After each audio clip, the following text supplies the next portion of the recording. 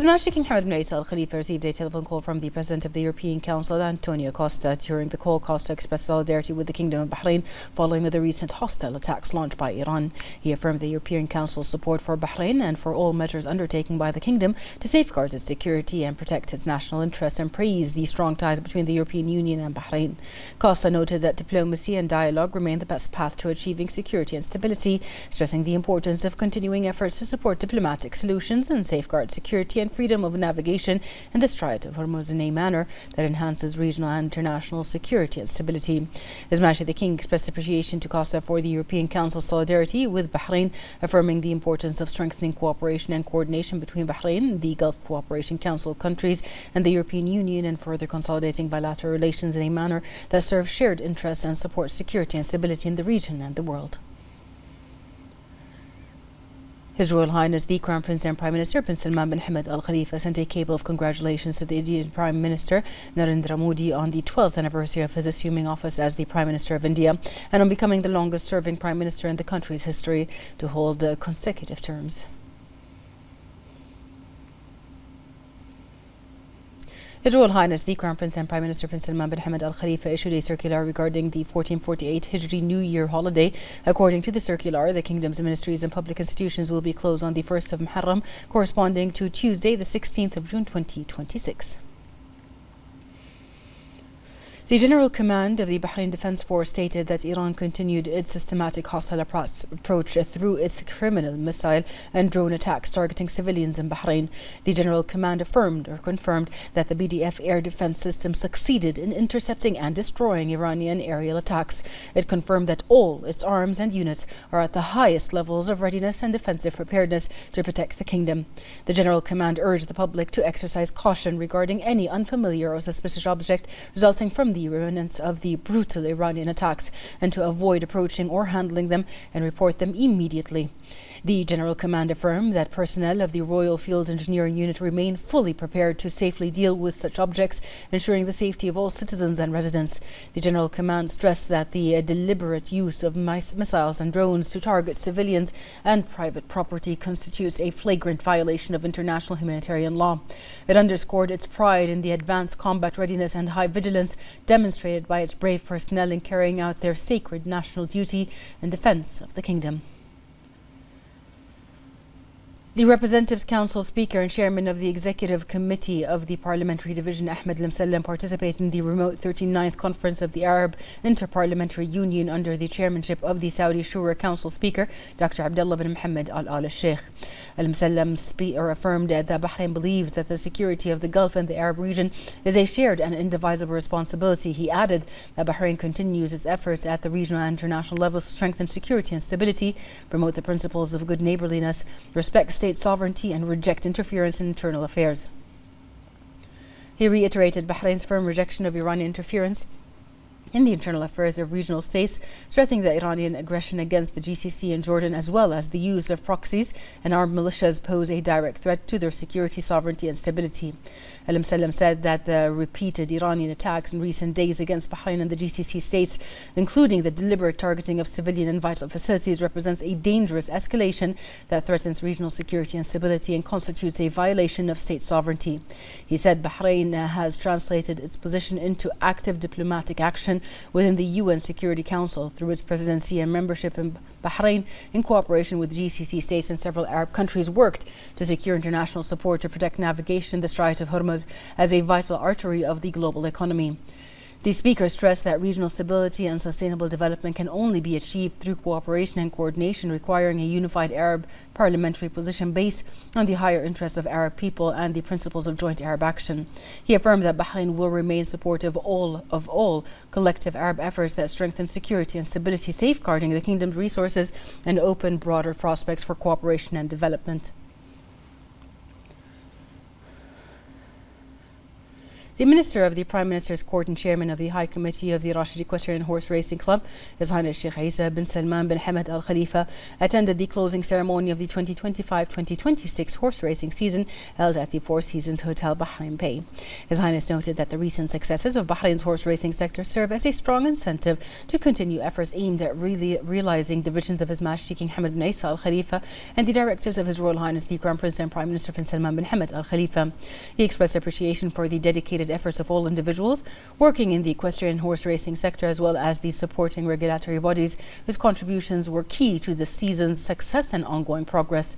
His Highness underscored Bahrain's commitment to further developing local races and excelling in hosting international competitions. His Highness highlighted how Bahrain's attractive investment environment and highly qualified national workforce have strengthened the kingdom's position as a competitive international sporting destination. He commended the dedication and professionalism of Bahrainis, whose contributions continue to drive progress across various sectors, particularly in horse racing sports, as reflected in the outstanding success of the 2025-2026 racing season. His Highness acknowledged the valuable contributions of partners and sponsors in supporting the sector and advancing projects that align with its future vision. He affirmed the commitment to further strengthening strategic partnerships and with various institutions for additional achievements in the sector.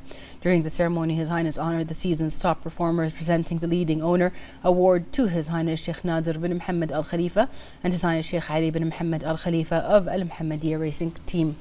The Leading Trainer Award was presented to Fawzi Nas, accepted on his behalf by his son Abdullah Fawzi Nas, while the Leading Arabian Horse Trainer Award went to Yusuf Tahir. The Leading Jockey Award was awarded to Ibrahim Nadir, and the Leading Apprentice Jockey Award was presented to Qasim Jamil. His Highness congratulated all award recipients and wished continued success for all participants in the upcoming season. His Highness also honored the season's strategic partners in recognition of their important role and contributions in supporting and sponsoring the races, which played a significant part in achieving the season's objectives in a speech at the ceremony. And the Undersecretary for Research and Projects at the Prime Minister's Office, member of the High Committee of the REHC and acting CEO, Yusuf Buhajji, expressed profound gratitude to His Majesty and His Royal Highness for their generous patronage and continued support of the sport. He noted that this support has led to significant achievements that have bolstered Bahrain's leading position in horse racing. Buhajji commended the pivotal role of His Highness in advancing the development and accomplishments of the racing season. He noted that the season witnessed extensive progress, overcoming various challenges and showcasing ongoing development efforts that have elevated the standards of local and international races. He also expressed appreciation to all partners and entities supporting horse racing, praising the contributions of owners, trainers and jockeys whose efforts ensure the season's success. Several senior officials were in attendance, highlighting the significance of horse racing in Bahrain's culture and sporting landscape.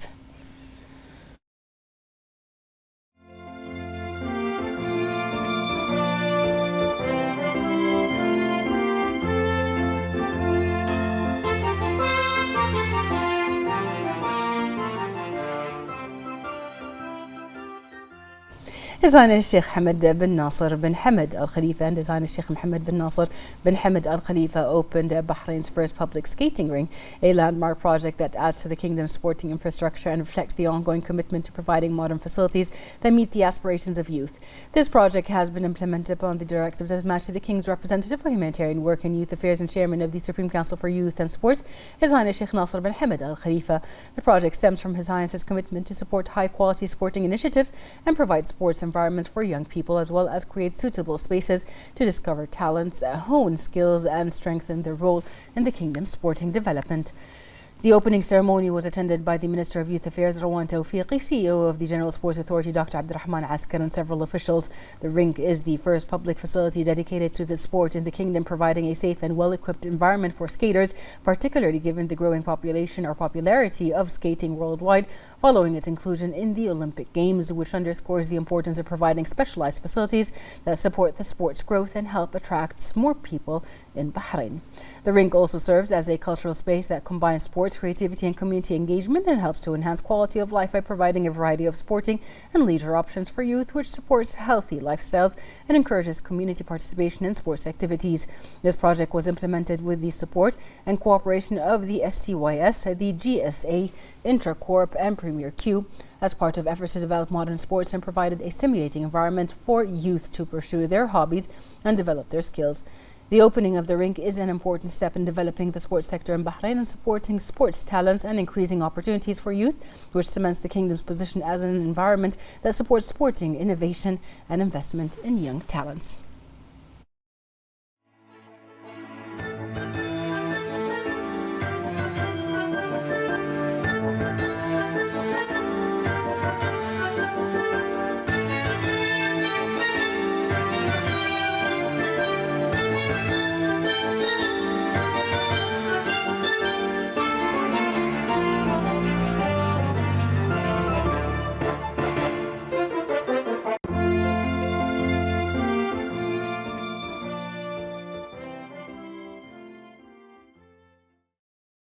The Minister of Foreign Affairs, Dr. Abdulatif bin Rashid Zayani, held talks in Moscow with Russian Minister of Foreign Affairs Sergei Lavrov as part of his visit to Russia. The Russian Foreign Affairs Minister welcomed the visit by Dr. Zayani, praising the depth of the historic ties and friendship between the two countries and their people, as well as the development and growth these ties are witnessing within the framework of a shared desire to strengthen them in various areas. The Russian minister emphasized that last year the two countries celebrated 35th anniversary of the establishment of diplomatic relations between them, noting the achievements made in expanding bilateral cooperation in economic, commercial, investment, culture and humanitarian sectors. He reaffirmed Russia's commitment to continuing cooperation and joint coordination with Bahrain in various fields and commended the kingdom's participation in the St. Petersburg International Economic Forum headed by the Minister of Finance and National Economy. For his part, Dr. Zayani conveyed the greetings of His Majesty the King and His Royal Highness the Crown Prince and Prime Minister to Russian President Vladimir Putin and to the Russian people, along with their best wishes for further progress, development and prosperity. He praised the strength of the ties of friendship and cooperation between both countries and the keenness to strengthen and develop them in the service of shared interests and aspirations. He emphasized the importance of continuing international efforts aimed at reducing tension, respecting the sovereignty of states, ensuring freedom of navigation and addressing crises through peaceful and diplomatic means, and commended the existing cooperation and coordination between the two countries' international forums, particularly the UN Security Council, and look forward to continuing consultation and joint action to contribute to strengthening regional and international security and stability. During the meeting, the parties discussed ways to strengthen bilateral cooperation and develop them in the economic, trade and development sectors with a view to elevating it to a broader level. They also discussed the latest developments in the current region situation and also the repercussions of Iranian attacks on Bahrain and the GCC states and the significant loss of life, property and civilian infrastructure caused by these attacks, as well as the implications of restricting freedom of international navigation in the Strait of Hormuz for energy security, food supplies and global trade. They also reviewed regional and international efforts aimed at de-escalation and supporting Pakistan's mediation efforts to bring about an end to the war and reopen the Strait of Hormuz. The ministers discussed prospects for enhancing coordination and diplomatic consultation in the Security Council on various issues and challenges under the Council's consideration, in particular the crisis relating to Iran's closure of the Strait of Hormuz and its repercussions on the global economy and regional security and stability.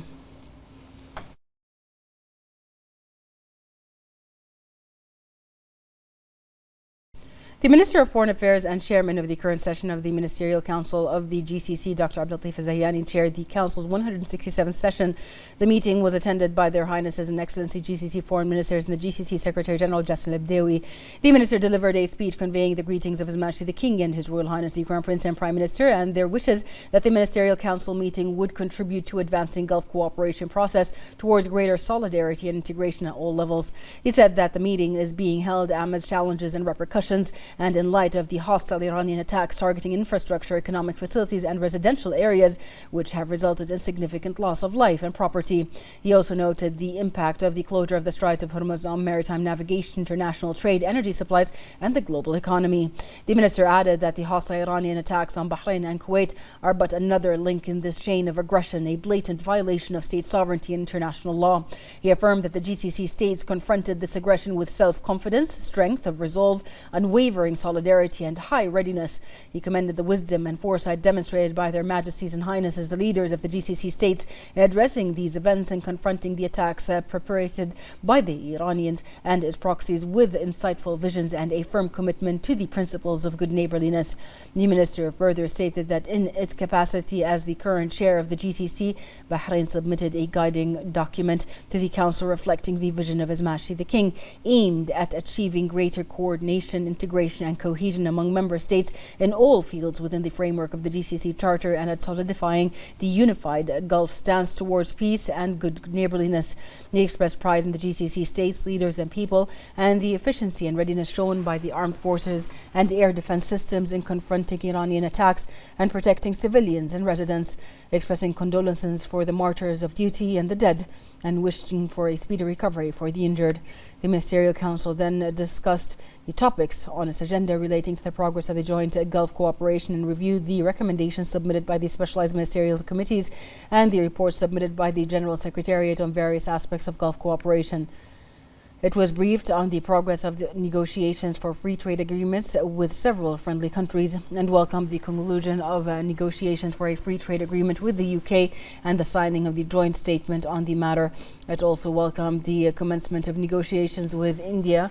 The Council discussed the latest regional developments, including the continued Iranian attacks on the GCC states using ballistic missiles and drones.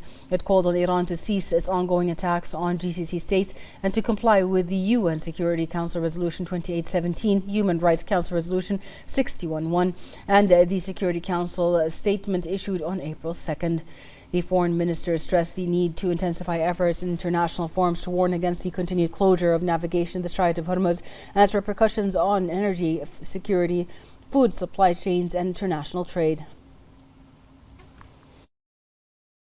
أصحاب السمو والمعالي والسعادة الوزراء، معالي الأمين العام لمجلس التعاون، أصحاب السعادة الحضور الكرام، السلام عليكم ورحمة الله وبركاته. يطيب لي أن أرحب بكم في بلدكم الثاني مملكة البحرين وأن أنقل إليكم تحيات حضرة صاحب الجلالة الملك حمد بن عيسى آل خليفة ملك مملكة البحرين المعظم حفظه الله ورعاه، وصاحب السمو الملكي الأمير سلمان بن حمد آل خليفة ولي العهد رئيس مجلس الوزراء حفظه الله، وتمنياتهم بأن يسهم اجتماع مجلسكم الموقر في دفع مسيرة التعاون الخليجي المشترك نحو مزيد من التضامن والتكامل على كافة المستويات. ينعقد اجتماعنا اليوم في خضم تحديات وتداعيات خطيرة وفي ظل ما واجهته دولنا من اعتداءات إيرانية آثمة استهدفت البنى التحتية والمنشآت الاقتصادية والمناطق السكنية وتسببت في خسائر كبيرة في الأرواح والممتلكات، فضلاً عن انعكاسات إغلاق مضيق هرمز على الملاحة البحرية والتجارة الدولية وامدادات الطاقة والاقتصاد العالمي، في خرق واضح للقانون الدولي وميثاق الأمم المتحدة ومبادئ حسن الجوار، وما تعرضت له مملكة البحرين ودولة الكويت الشقيقة فجر اليوم من اعتداء إيراني آثم بالطائرات المسيرة، ما هو إلا حلقة جديدة في هذا النهج العدواني في انتهاك صارخ لسيادة الدول وقرارات الشرعية الدولية، وتناقض مع ما يدعو إليه ديننا الإسلامي الحنيف من نبذ العدوان وحقن الدماء، وبفضل من الله وكفاءة منظومات الدفاع الجوي تم اعتراضها ويجري تقييم الأضرار. لقد واجهت دول مجلس التعاون هذا العدوان بثقة في النفس والقدرات وتضامن راسخ وجاهزية عالية، ولا بد لي أن أشيد بكل فخر واعتزاز بما تحلى به أصحاب الجلالة والسمو قادة دول المجلس حفظهم الله من حكمة وبصيرة في التعامل مع الأحداث ومواجهة ما تعرضت له دولنا من اعتداءات إيران ووكلائها برؤية ثاقبة والتزام راسخ بمبادئ حسن الجوار وحرص على الأمن والاستقرار الإقليمي وتجنيب شعوب المنطقة أخطار الحروب.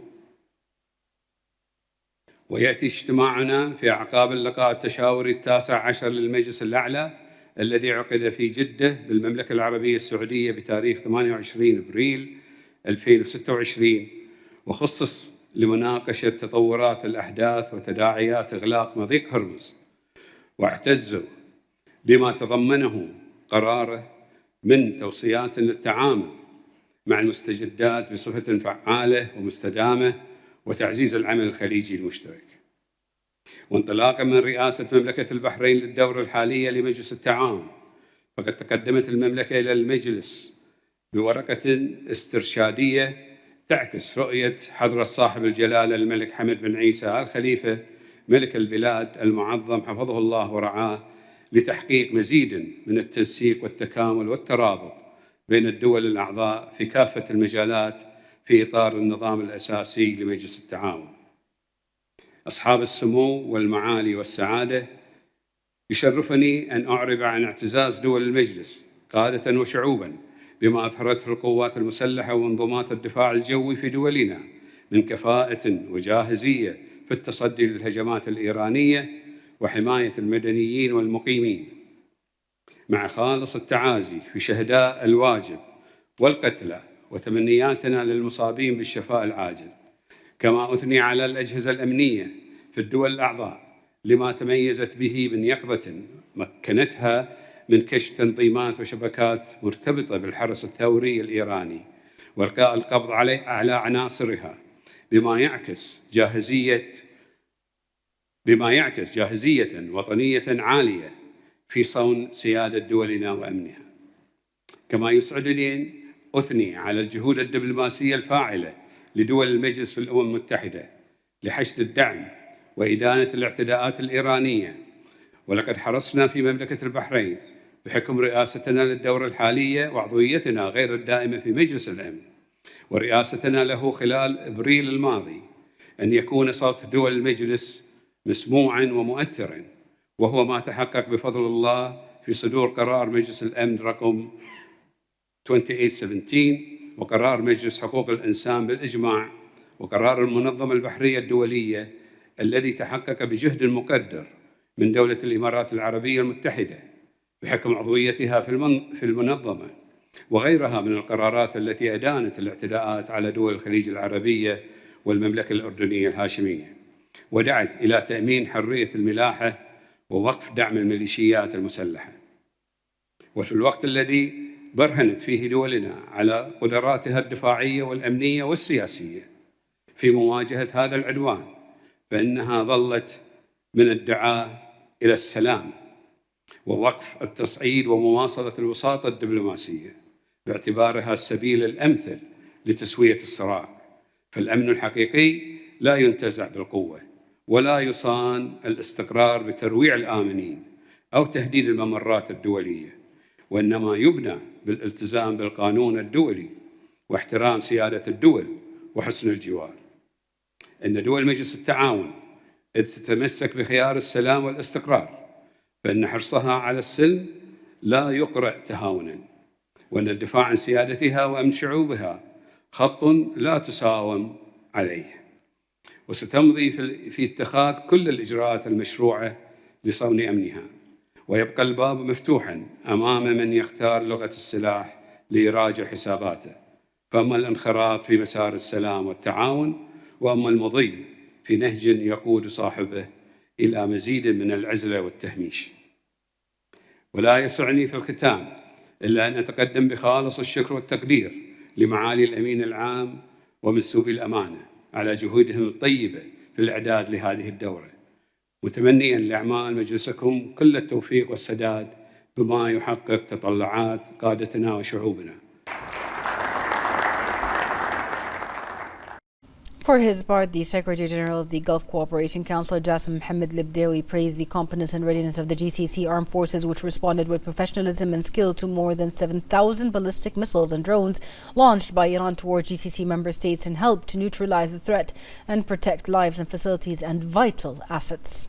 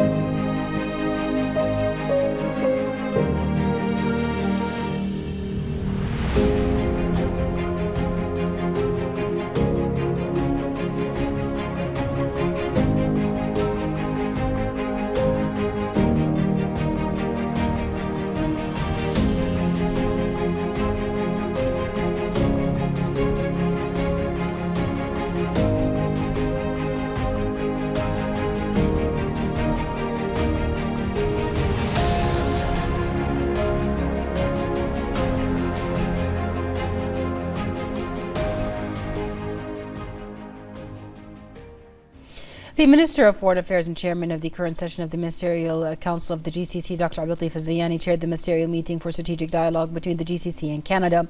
The meeting was attended by Their Highnesses and His Excellencies, the Foreign Affairs Ministers of the GCC, Canadian Minister of Foreign Affairs Anita Anand, and GCC Secretary General Jassim Abdewi. The Minister delivered a speech conveying the greetings of His Majesty the King and His Royal Highness the Crown Prince and Prime Minister. He expressed Bahrain's pride in hosting this ministerial meeting for strategic dialogue between the GCC and Canada, noting that her participation in the meeting during these circumstances is a powerful message affirming Canada's solidarity with the GCC and its support for their security and stability. He said that the GCC values its growing partnership with Canada embodied in the Joint Action Plan for 2025-2029, which encompasses political, security, trade and investment sectors serving shared interests and strengthening ties between the people of the GCC. He added that this meeting is being held amidst a sensitive security situation with the continuation of Iran's hostile attacks on the GCC states using ballistic missiles and drones targeting civilian infrastructure, energy facilities and residential areas. He noted the recent resurgence of these attacks, which have affected Bahrain and Kuwait, resulting in loss of life and serious injuries. He said that while the GCC states affirm their right to protect their security and the safety of their citizens, they're emphasizing the importance of intensifying serious diplomatic efforts to prevent further escalation. He expressed his appreciation for Canada's supportive stance towards the GCC states and his condemnation of these attacks, and his support for UN Security Council Resolution 2817, reflecting Canada's commitment to the rule of law and the protection of regional security.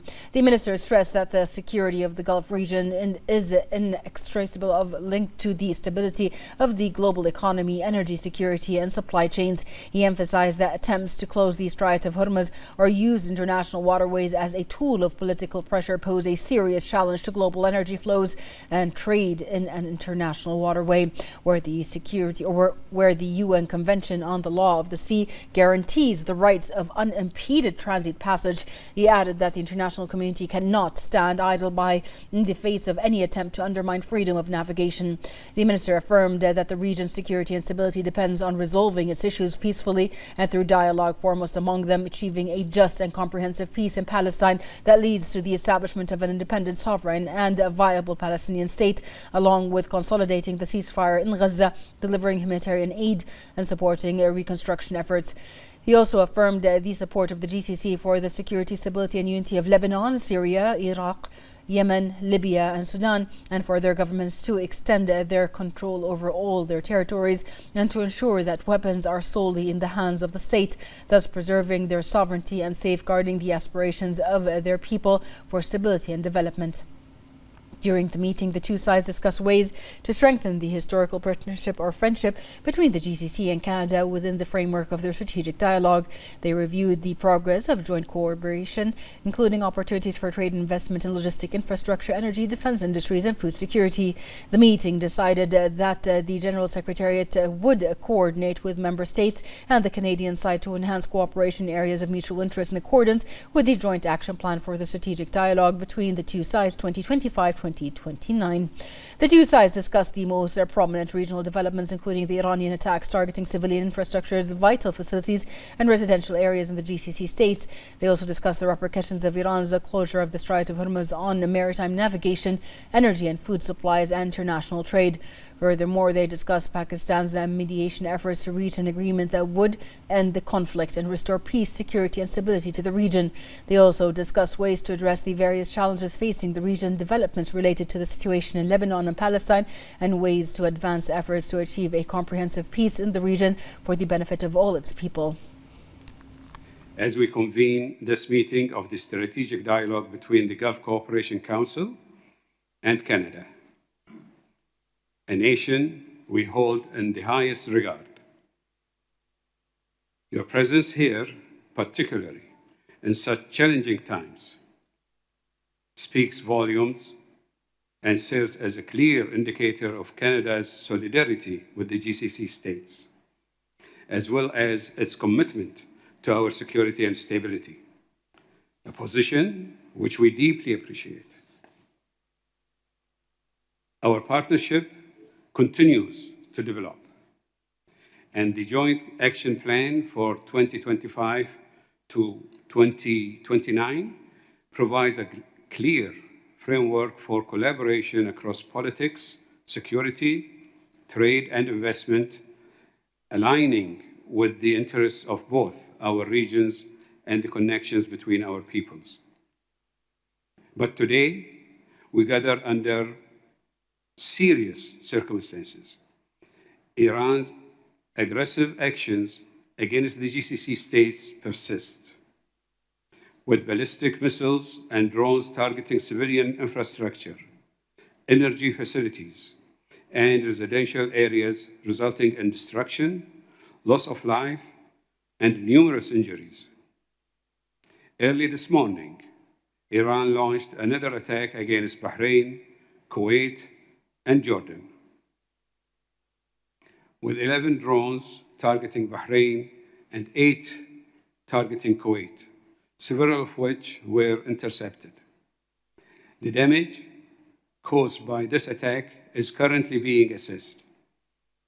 These acts are flagrant violations of the United Nations Charter, international law, and fundamental principles of good neighborliness, and directly contradict Security Council Resolution 2817. The GCC states are unwavering in their commitment to safeguarding their security and protecting their citizens. However, we also recognize that the solution lies in intensified and meaningful diplomacy to prevent further escalation. We therefore deeply appreciate Canada's condemnation of these attacks and its support of Resolution 2817, underscoring the importance of the rule of law and regional security. Canada's Minister of Foreign Affairs Anita Anand expressed her country's solidarity with the GCC states in the wake of the Iranian attacks involving missiles and drones that targeted infrastructure and civilian sites. First and foremost, I want to state this clearly, that Canada stands in solidarity with all of you, with our GCC partners, in the face of threats to regional security and sovereignty. And let me just express Canada's deep concern with the ongoing escalation in the region, including the strikes affecting the Gulf states. Critical infrastructure, civilian lives are at stake, and we recognize the very real security concerns that you are facing, particularly last night itself. Canada is like-minded with you. We believe that the Strait of Hormuz needs to be reopened with no tolls in place and with international law, in particular the law of the sea, and freedom of navigation being at the very center of the reopening of the Strait of Hormuz. We also believe in the resumption of trade and the humanitarian corridor. And finally, we want to see senseless and unjustified attacks that Iran is making come to an end as soon as possible. And we do this because we believe in the values that you are espousing in terms of international law and freedom of navigation. We also have thousands and thousands of Canadian citizens who have roots in the Gulf region or who live and work here. And I know they worry deeply about the impact of the conflict on their families and their friends and the communities that they hold dear. And so this is a delicate moment, no doubt. Diplomacy and dialogue remain absolutely indispensable, and Canada welcomes all efforts aimed at de-escalation and renewed diplomatic engagement. For his part, the GCC Secretary General Jassim Mohammed Libdawi welcomed the stance taken by partners in Canada in condemning and denouncing Iran's hostile attacks on the GCC member states, adding that these attacks undermine trust, sow discord, and hinder efforts to promote dialogue and understanding between people. My thanks to the Honourable Anita Anand, Minister of Foreign Affairs of Canada, for participating in this important meeting that reflects the importance of our relationship. Your Highnesses, Excellencies, our meeting is held in line with the current circumstances due to the hostile Iranian attacks since the 28th of the beginning of that, and that caused the closure of the Strait of Hormuz and caused economic consequences around the world. And this has a very good, important chance for us to meet and discuss and enhance our cooperation between our GCC and Canada. That would lead to the stability and prosperity of our peoples. This requires our really cooperation, and we welcome the UN Security Council Resolution 2817, and we emphasize the need to implement it to achieve peace and to deter any actions that would undermine the stability of the region or the UN resolutions. And we praise the Canada condemnation to these Iranian strikes and attacks in line with the UN principles and resolutions.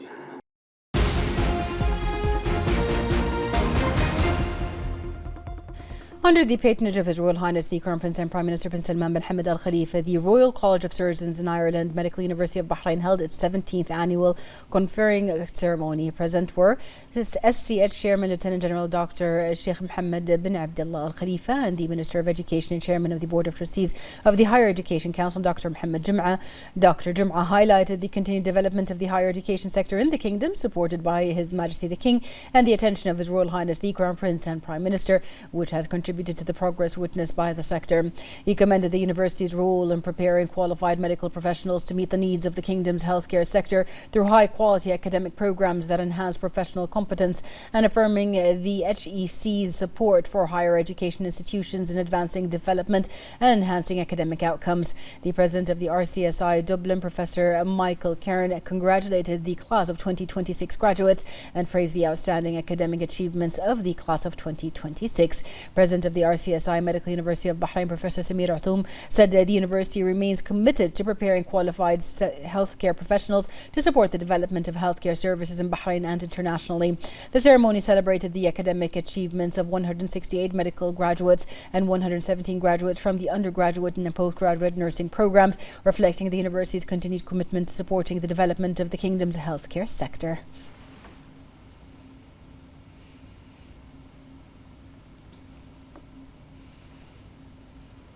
The Judicial and Legal Studies Institute held a graduation ceremony for the 5th batch of participants in the Professional Legal Practice Certificate Program at the Institute's headquarters in the Sif District. The ceremony was attended by Attorney General Dr. Ali Al-Buainain, Minister of Justice, Islamic Affairs Endowment Nawaf Al-Maouda, President of the Bahrain Bar Association Salih Ahmed Al-Madfa, and a number of legal and judicial figures. A total of 27 graduates completed the program, which aims to prepare qualified Bahraini legal professionals with the professional and language skills required to work in international legal environment. The program was organized by JLSI with the support of a number of local and international legal institutions as part of a strategy aimed at preparing qualified national legal professionals who possess the professional and linguistic competence necessary to work in an international and competitive legal environment. The Justice Minister said the program reflects successful cooperation between the Institute and specialized legal institutions and the private sector to support the development of national legal talent and enhance the ability of legal professionals to practice law in English. The 6-month program covered a range of specialized topics, including legal ethics, legal research and drafting, contracts and corporate law, financial transactions, digital transformation and justice, alternative dispute resolution, real estate law, and professional skills development, including negotiations, persuasion, and effective communication.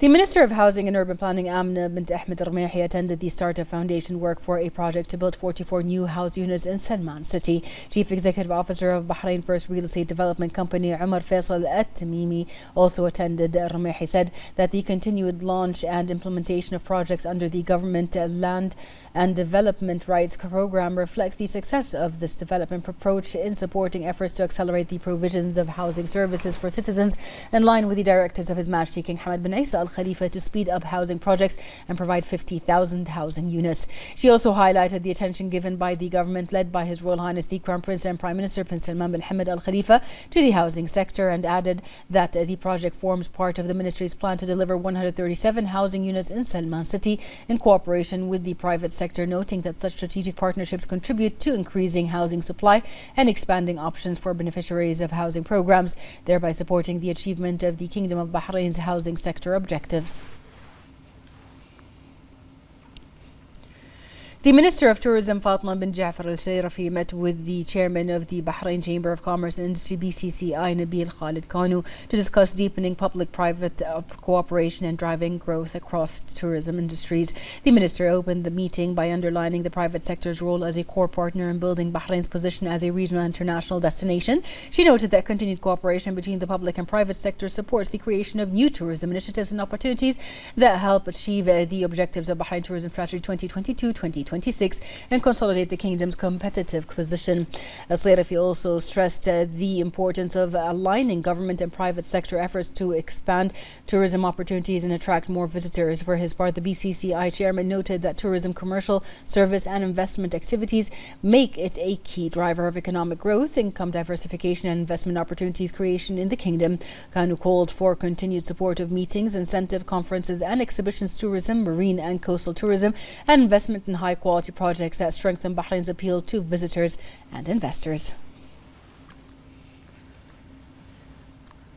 The Secretary General of the Shura Council, Karima Mohammed Al-Abbasi, announced that as part of intensified efforts to accelerate the pace of legislative work and strengthen its institutional and knowledge-based tools, the General Secretariat is working to develop the Senate Smart Platform to serve in the use of artificial intelligence technologies for knowledge management to serve the legislative work of the Shura Council. This is in line with His Majesty the King's directives, in keeping with the process of institutional development within the government led by His Royal Highness the Crown Prince and Prime Minister.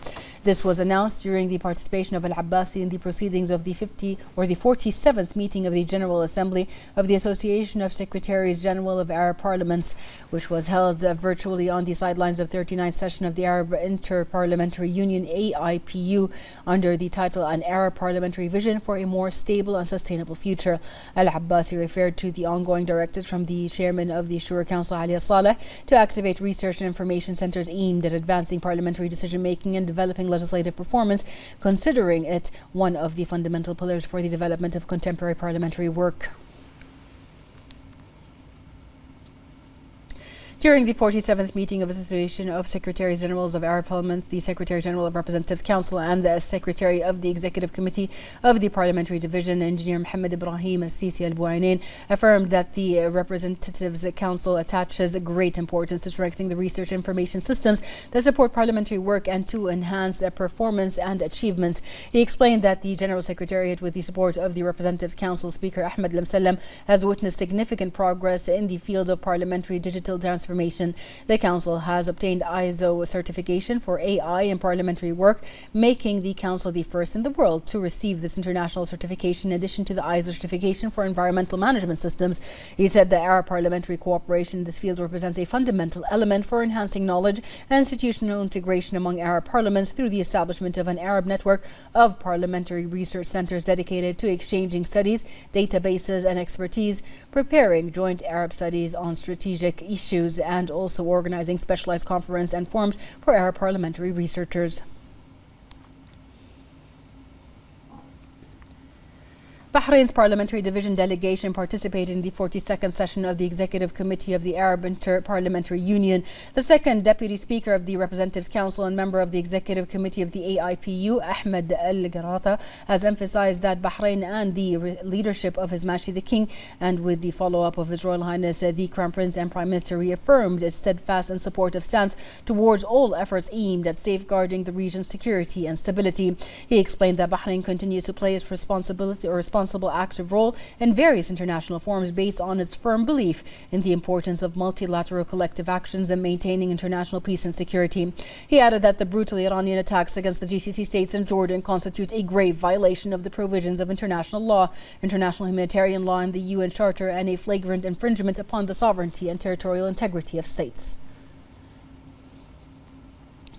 A delegation from Bahrain's Parliamentary Division took part of in the 39th session of the Arab Inter-Parliamentary Union AIPU, held via video conference under the theme An Arab Parliamentary Vision for a More Stable and Sustainable Future. In this context, members of the Parliamentary Division's delegation, MP Hisham Al-Awadi, affirmed that Bahrain, under the leadership of His Majesty the King and with the guidance of His Royal Highness the Crown Prince and Prime Minister, continues its tireless efforts to support initiatives and endeavours aimed at establishing peace and consolidating security and stability at both the regional and international levels. He explained that the relentless pursuit of a just solution to the Palestinian cause and support for the legitimate rights of the Palestinian people will remain at the forefront of priorities. During the meeting, the committee discussed a number of items on its agenda, foremost among them which were the election of the committee's chair and rapporteur, and the preparations of draft resolutions and recommendations for the committee in preparation for their submission to the conference. On June 10th, Bahrain celebrates the International Day for Dialogue Amongst Civilizations, which underscores the importance of dialogue and understanding among people and cultures and promotes the values of peace and coexistence. More in this report. On the occasion of the International Day for Dialogue Among Civilizations, Bahrain's pioneering role in promoting coexistence, tolerance, and cultural openness is highlighted, guided by the vision of His Majesty the King with the follow-up of His Royal Highness the Crown Prince and Prime Minister. Over the decades, Bahrain has established itself as a global model of religious and cultural diversity and a platform for dialogue among civilizations and faiths. Through initiatives that promote human fraternity, peace, and coexistence, the kingdom has contributed to combating hate speech, extremism, and intolerance. This commitment is reflected in the work of the King Hamad Global Center for Peaceful Coexistence, which advances dialogue and understanding through international programs and awards that have received global recognition. Bahrain also continues its diplomatic efforts through its active role in regional and international organizations and its non-permanent membership in the UN Security Council, aiming to promote international peace and security, support peaceful conflict resolution, and strengthen cooperation among nations. On this occasion, Bahrain reaffirms its belief that dialogue, tolerance, and coexistence remain essential foundations for building a more secure, stable, and prosperous future for humanity. And now we turn to the weather in the Kingdom of Bahrain.